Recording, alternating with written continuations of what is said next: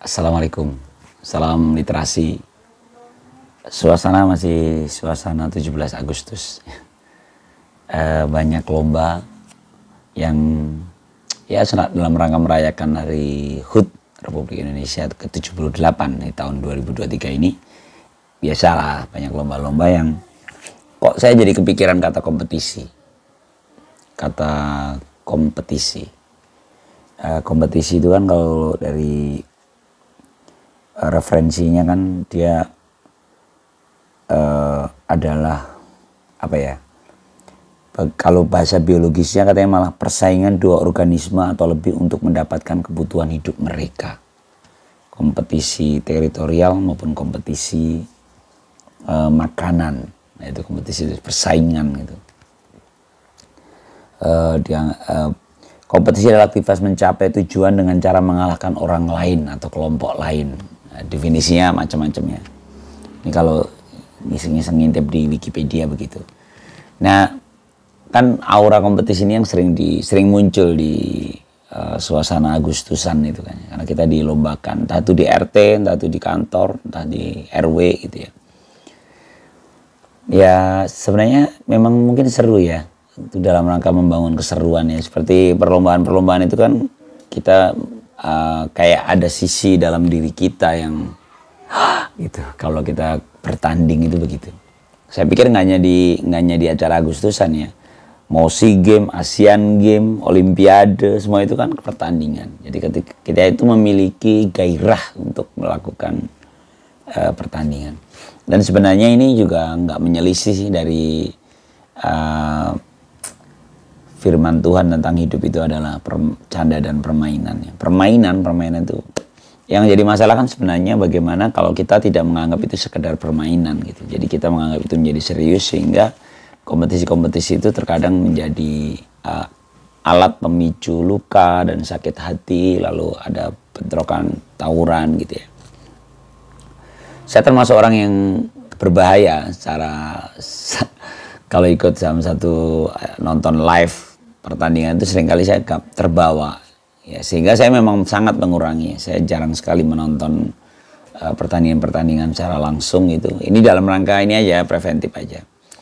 Dan juga misalnya sebenarnya awalnya itu dalam rangka meramaikan gitu. Wah ya kita bikin yel-yel tim kita gitu. Wah gini-gini.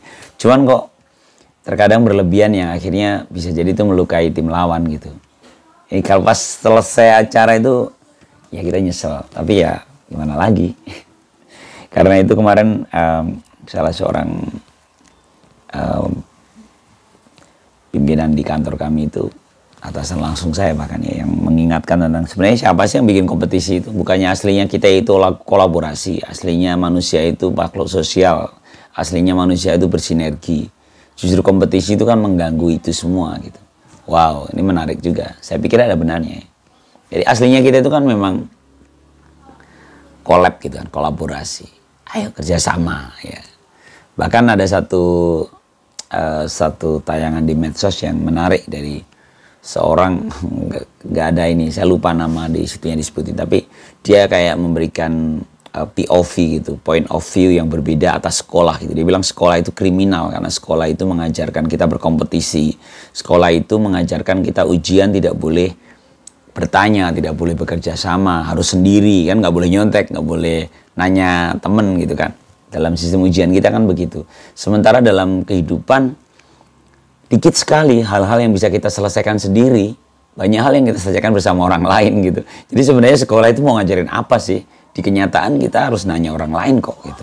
Satu itu. Yang kedua, dia mengatakan bahwa sekolah mengajarkan kita satu pertanyaan itu satu jawaban. Sehingga ketika ada satu pertanyaan lalu kita menjawab berbeda dengan yang dimau isi pembuat pertanyaan, kita disalahkan. Terus kata dia, padahal dalam kehidupan sehari-hari kita, di kenyataan kita, sedikit sekali satu pertanyaan yang hanya menimbulkan satu jawaban. Sedikit sekali. Kebanyakan ya namanya satu pertanyaan itu memiliki banyak jawaban gitu. Saya jadi teringat percakapan antara Quraish Shihab, si ayahanda, dengan anaknya Najwa Shihab gitu. Ketika ngobrolin tentang kebenaran gitu ya. Di situ percakapannya menarik itu, ayah dan anak tapi menarik ya.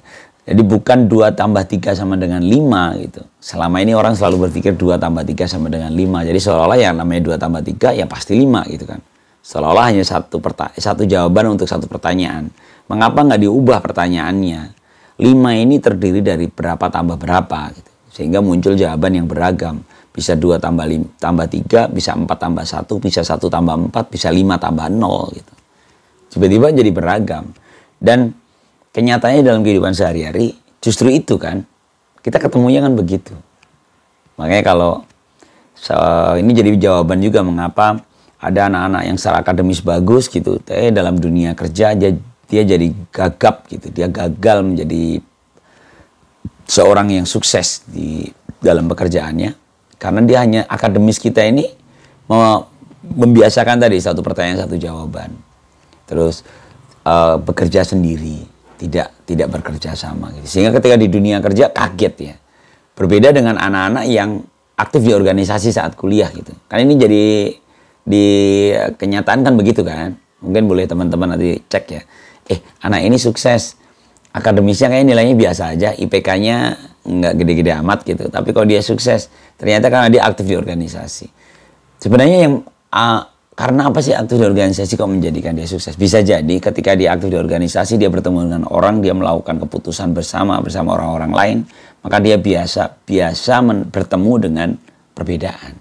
Bisa jadi ya, sehingga dia akhirnya membiasakan itu dan ketika dia di pekerjaan dia jadi lebih nyaman. Jauh dari kompetisi. Apalagi ketika kita di sekolah menengah atau sekolah dasar, kita itu ranking menjadi penting sekali gitu. Seorang ranking 1 kan berarti dia bekerja sendiri, dia mengupayakan pelajarannya sendiri, dia bersaing gitu. Bahkan kalau bercandaan dulu di kampus saya kampus kedinasan yang sekali DO bisa sekali nilainya jatuh, taruhannya masa depan gitu ya.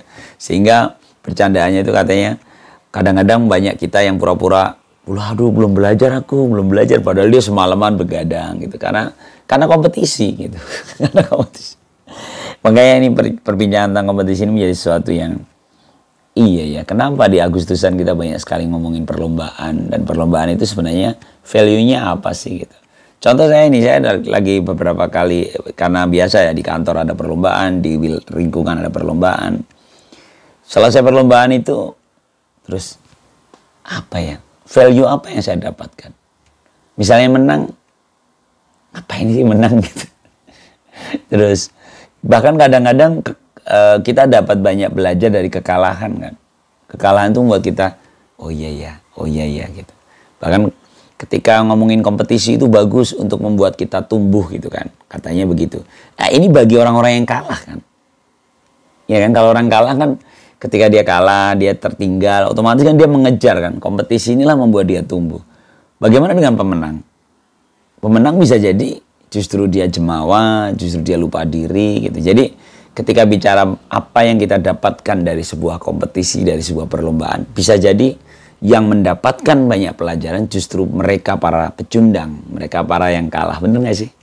Ketika dia kalah dia justru banyak belajar. Tapi kalau menang malah justru berbahaya. Banyak jebakan lain setelah kemenangan itu. Dan terkadang kita nyesel. Iya ya ngapain sih gitu. Dan ini sebenarnya kalau mau ditarik mundur ke seluruh kehidupan kita pun sama. Misalnya kata-kata sukses gitu versi kita.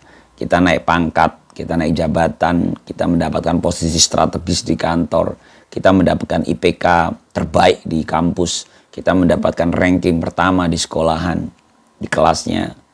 Lalu apa? Jadi akhirnya itu kompetisi-kompetisi ini tidak melahirkan banyak hal yang berarti, jangan-jangan untuk kita gitu. Justru malah sebaliknya itu berbahaya. Seperti kata bahwa hinaan, cacian, celaan, kritik itu jauh lebih bergizi, jauh lebih sehat untuk kita dibanding pujian gitu. Begitupun kekalahan bisa jadi menjadi jauh lebih bermanfaat daripada kemenangan gitu. Karena kemenangan seperti pujian, menuai banyak pujian itu penuh banyak jebakan. Ya ini semoga nih kalimat bukan kalimat para pecundang yang membela diri ya. Ini kalimat pengingat bagi saya sendiri ya. Karena saya juga termasuk yang sering kali terjebak di situ, di kemenangan, dan kita menjadi nyaman gitu. Baiklah, Saya sebenarnya pengen nyari buku apa sih yang cocok dengan tema kompetisi ini. Cuman karena memang ini adalah hal yang terpikir dengan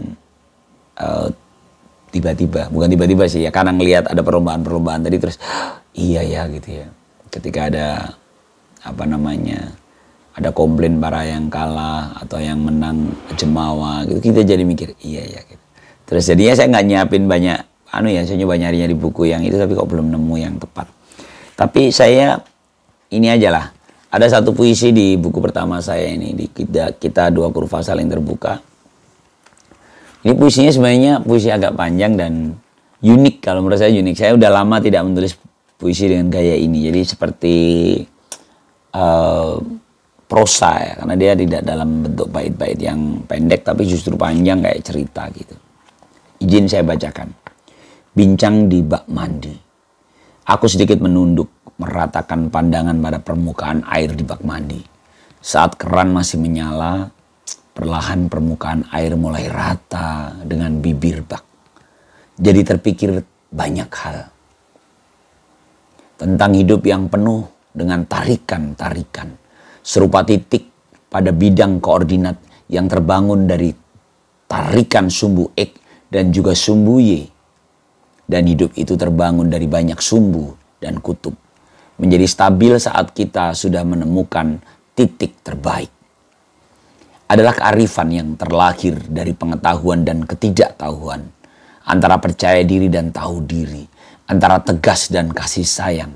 Antara tega dan kerinduan. Antara iya dan tidak. Kapan permukaan air di bak mandi itu mencapai batas yang pas dengan bibir bak mandi, tanpa ada yang meluber tumpah? Kapan kita harus mematikan keran? Kapan kita mencukupkan pengetahuan kita? Kapan kita menghentikan ambisi untuk menang? Kapan kita berani mengibarkan handuk tanda menyerah? Kapan kita tersadar bahwa kita hanya bejana ketidaktahuan dari sesendok pengetahuan kita?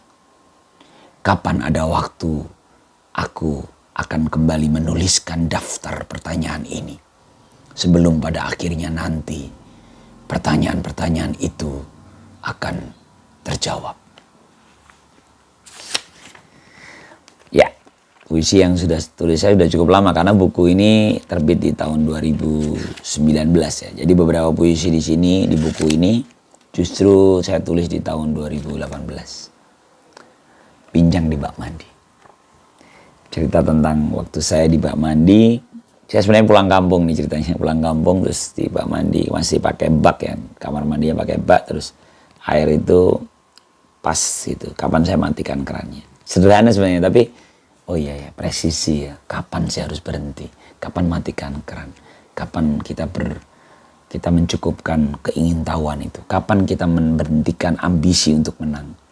Kapan kita harus menyerah? Itu kan titik-titik yang pas gitu.